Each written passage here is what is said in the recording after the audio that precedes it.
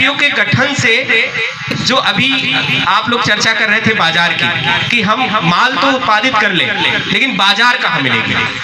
और आज खेती करने के लिए किसान सोना उगा ले लेकिन वो बेचेगा कहाँ।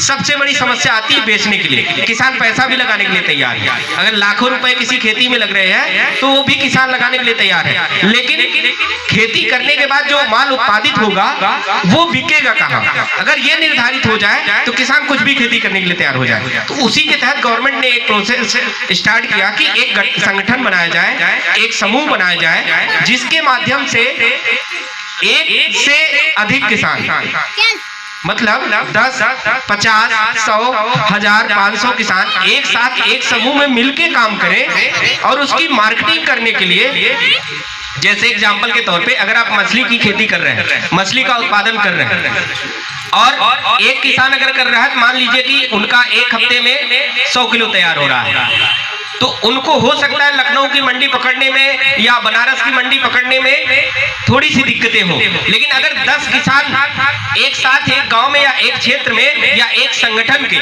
10 किसान एक साथ खेती कर रहे हैं उसी वैरायटी की और वही फसल, तो अगर 100 किलो एक किसान उत्पादित कर रहा है तो 1000 किलो का उत्पादन हो गया। तब वो 1000 किलो बड़ी मंडी में ले जाने में कोई दिक्कत नहीं होगी, कोई समस्या नहीं आ पाएगी। तो इसीलिए एफपीओ का गठन होता है और एफपीओ के गठन से आप बड़ी बड़ी योजनाओं का लाभ भी प्राप्त कर सकते हैं और अपने जो ऐसे किसान जो छोटी छोटी खेती करते हैं, मतलब कहने का मतलब उनके पास छोटी जोत है, 2-4 बिस्वा, 10 बिस्वा, 1 बीघा है, वो उत्पादन धान और गेहूं का लंबे पैमाने पर नहीं कर पाते हैं, तो उनको उस चीज की तलाश है जिस फसल की खेती करके वो लागत कम लगे, क्षेत्रफल कम लगे, लेकिन उत्पादन अधिक हो। और अगर आप वो चीज आप कर रहे हैं तो आपका देखी देखा अगला भी आपसे जुड़ना चाहेगा, आपके एफपीओ में मेंबर बनना चाहेगा, आपकी टीम में आना चाहेगा और उसी फसल की खेती वो भी करना चाहेगा जो आप कर रहे होते हैं। तो एफपीओ बनाने के लिए सबसे पहले आवश्यकता होती है कि आप उन 10 मेंबर का चुनाव करें जो आपके एफपीओ में डायरेक्टर या मेंबर बनना चाह रहे हैं, और जो 10 मेंबर की जरूरत होती है वो आप ज्यादा दूरी के ना रखें। अगर ज्यादा दूर का सदस्य रहेगा, ज्यादा दूर का डायरेक्टर रहेगा तो समस्याएं आएंगी। समस्या ऐसी आती है कि जैसे कभी आपने बोर्ड ऑफ डायरेक्टर की मीटिंग रखी, पता चला कोई सुल्तानपुर का डायरेक्टर आपकी टीम में है और आप कादीपुर में बैठ के मीटिंग करने जा रहे हैं। मीटिंग की डेट फिक्स हो गई, सुल्तानपुर से बंदा निकल रहा है बाइक से या सवारी से, उसको सवारी नहीं मिली, बारिश हो गई, टाइम आपकी फिक्स है कि 11 बजे हमारी मीटिंग होनी है, अब अगला बंदा 11 बजे आ नहीं पाया तो आपकी मीटिंग हो सकती है कैंसिल हो जाए। तो ज्यादा दूरी होने की वजह से डायरेक्टर की ये समस्याएं आती है। इसमें जो जरूरत होती है 10 मेंबर की जरूरत होती है। 10 मेंबर में 5 डायरेक्टर होते हैं, बोर्ड ऑफ डायरेक्टर होते हैं 5 और 5 सदस्य होते हैं।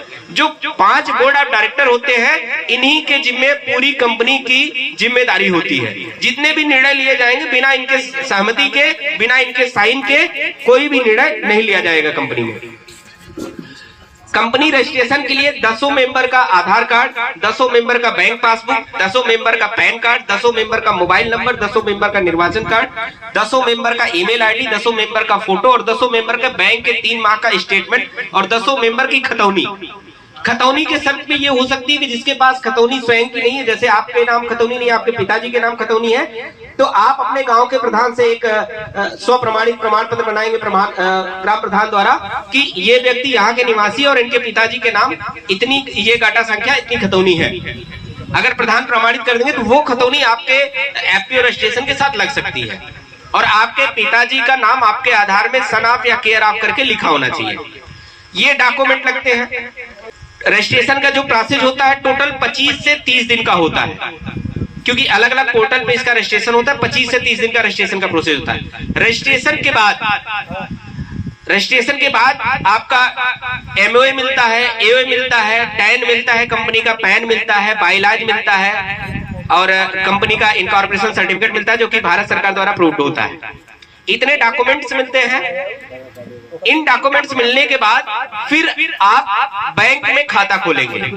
एक बैठक होगी आपके बोर्ड ऑफ डायरेक्टर की टीम की कि सभी उसमें डायरेक्टर मौजूद होंगे, सभी की सहमति होगी, उसमें रेजोल्यूशन पास होगा, एक प्रस्तावना होगी कि आज फला डेट को ये बैठक की गई जिसमें इस बैंक में फला डायरेक्टर की अध्यक्षता में बैठक हुई, फला व्यक्ति ने ये प्रस्ताव रखा कि बैंक ऑफ बड़ौदा या Punjab national bank, state bank of India में बैंक खोले का प्रस्ताव रखा गया। प्रस्ताव बनता है, रेजोल्यूशन पास होता है, उसमें लिखा जाता है कि फला डायरेक्टर की अध्यक्षता में ये बैठक हुई जिसमें ये प्रस्ताव रखा गया बैंक ऑफ बड़ौदा या एसबीआई में बैंक खाता खोलने के लिए, कंपनी का खाता खोलने के लिए प्रस्ताव रखा गया। इसके बाद उसमें अगर सभी की सहमति है तो इसमें लिखा जाएगा कि जिसमें फला डायरेक्टर मौजूद थे, सभी ने इस बैंक में खाता खोलने के लिए अपनी सहमति दर्ज की। इसके बाद फिर अब बात आएगी बैंक का संचालन कौन करेगा। उन्हीं पांचों डायरेक्टर में से कोई दो उस बैंक का संचालन करेगा, अकाउंट का, खाते का, उन्हीं दोनों की साइन और अथॉरिटी से पैसे का लेन देन होगा। अब वो दो कौन करेगा, वो पांचों जो कमेटी बनी है उसी में से निर्धारित होगा। तो उसमें ये भी प्रस्ताव जो अध्यक्षता कर रहेगा उसमें प्रस्ताव रहेगा फला डायरेक्टर की संचालन में बैंक का खाता खोला जाए।